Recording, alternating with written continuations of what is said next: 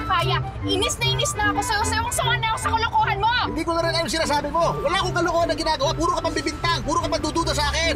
Wala kang tiwala sa akin. Anong Hindi problema? tama yan! Pinagluloko mo ako eh! Alam ko! Tara! Ayun ka.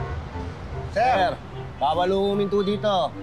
Pasensya na sir, alam ko naman. Kaya lang, ito kasing misis ko, talak ng talak. Ay! Eh, kaysa maaksidente kami, hininto ko muna. Naku, dapat ka lang talakan ha. Manluloko ka, ilang beses na kitang nakita, ilang beses na kitang nahuli, ayaw mong umamin sa akin! Nako sir, pagka ho ganyang mga relasyon, pag nag-asawa na ho kayo, dapat ho wala na kayong ginagawang kalokohan. Kumbaga sa kalye, no left turn. Ano kalokohan? Wala akong ginagawang kalokohan.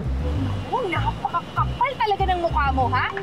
Nagde-deny ka pa talaga, ha? Hindi nga ako nagde-deny. Wala akong ginagawa. Malinis ako. Kaya nga nakakalaban ako sa'yo kasi Hindi. totoo sinasabi ko sa'yo. May ebidensya ako! Wala kang Nakita ebidensya. ko mismo. Ma'am, sandali po. Pagka ho ganyang usapan ng mag-asawa, dapat ho hindi kayo nagsasapawan. Dapat giveaway.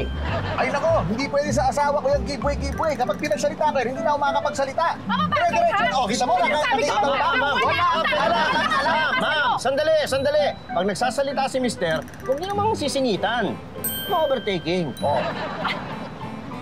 Paano hindi ko sisingitan, ha? Eh, ang bagal magsalita nito. Kasing bagal ng utak niya na magdesisyon. Oh, ako? Mabagal magdesisyon? Kailan ba?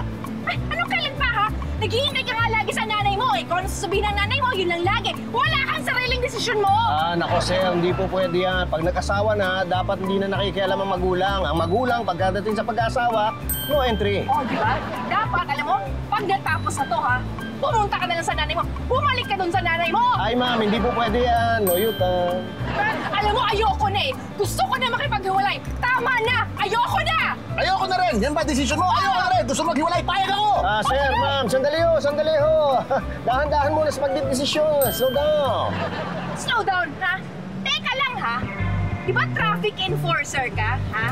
Oo. Oh, bakit hindi na lang pagtatraffic ko yung pagtrabaho mo, ha? Bakit ka nakikialam sa relasyon namin? Gusto mo sakayin kita? Gusto mo bumaba ako? Diyan ako, aawayin kita dyan? Tama ang misis ko. Kumbaga sa kalya, ito ka, oh. Bawal tumawid. Wala ka mamatay. Pasensya na ho. Sige. Take your time po. Kung kailangan niyong magta-traffic para sa inyo, ako na bahala. Sige, ma'am.